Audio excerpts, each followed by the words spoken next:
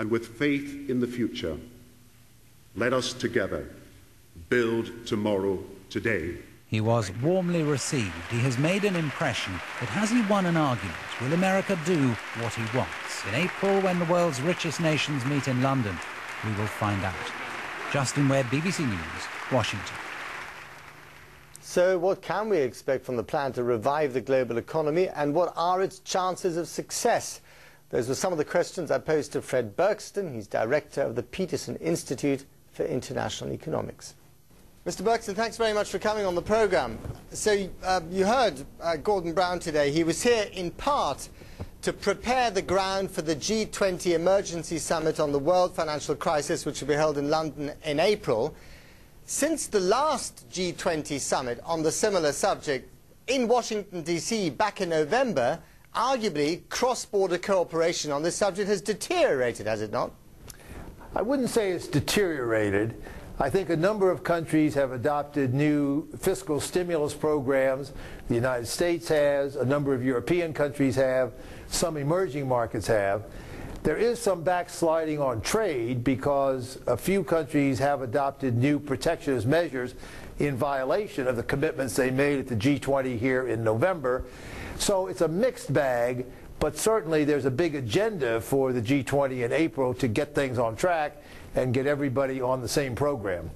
Is it mixed enough in the positive sense to keep you optimistic, or are you worried that it might slide even further? I think the economies are all still sliding downward, probably will continue to do so at least for a couple of more months, and that would take us through April too. So I think the environment then will be pretty grim on the economic front. I do think there are some modest signs of pickup in the financial markets. I do think the big stimulus programs will start to have an effect in the second half of the year.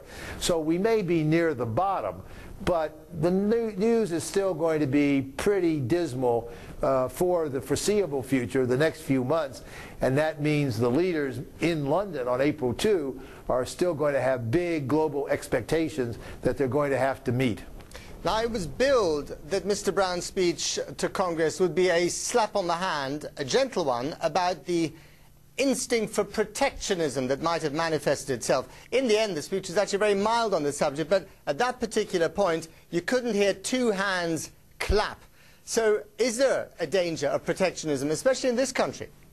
There's a danger in protectionism all over.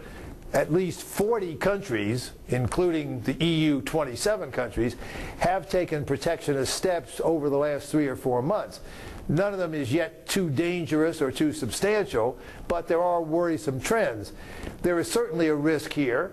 The Congress showed some intention in that direction with the fiscal stimulus legislation and the Buy American provision.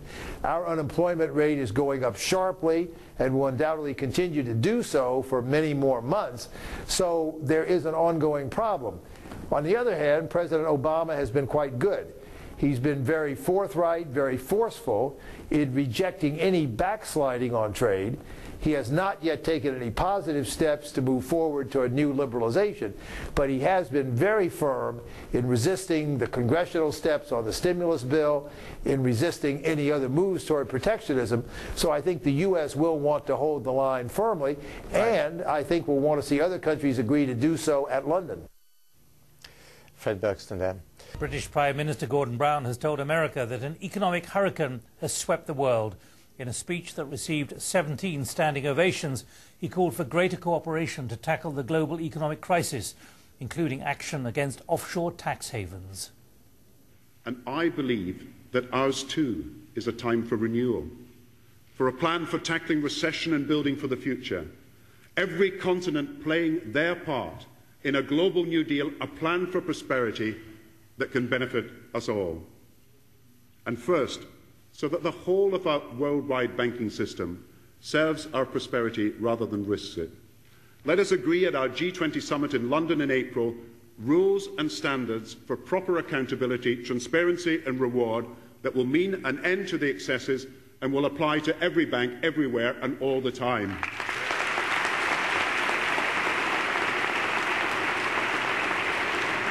Second, America and a few others cannot be expected to bear all the burden of the fiscal and interest rate stimulus.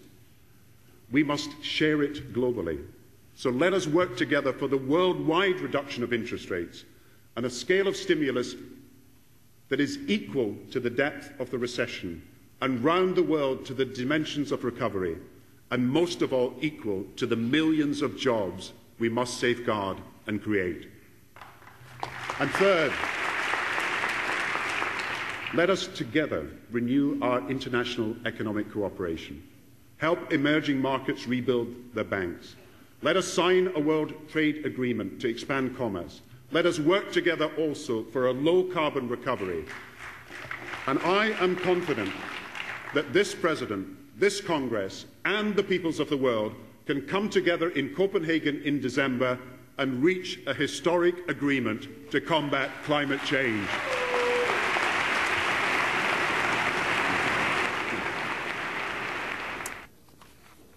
That was the British Prime Minister Gordon Brown in Congress.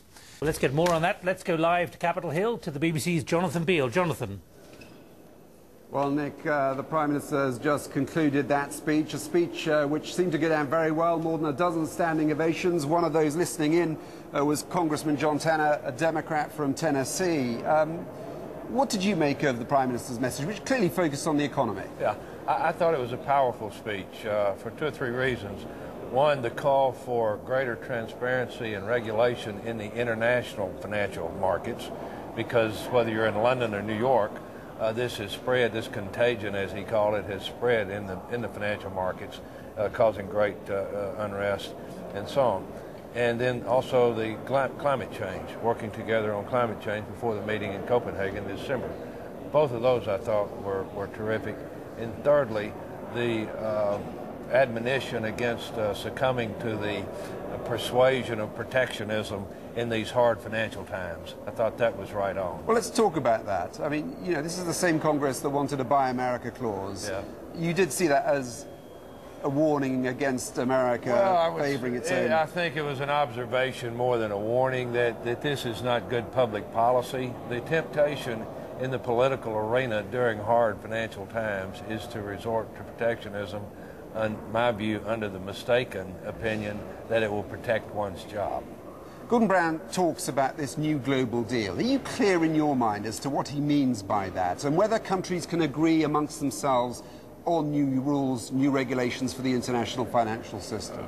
I hope so, because I think until we come together, the G20 or whoever, until we come together on this, one nation by itself can't solve the problem that we have in the global financial markets. And so money is fungible. It will move to where the transparency or the regulations are not quite as like we would have them be to protect us all financially. Congressman John Tanner, thank you very much. Gordon Brown now, of course, is due to fly back to the UK, and he hopes that some of the applause that he heard in Congress will drown out the criticism of his own political problems back home. Back to you, Nick. Jonathan Beale there up on Capitol Hill. Thanks for joining us live, Jonathan.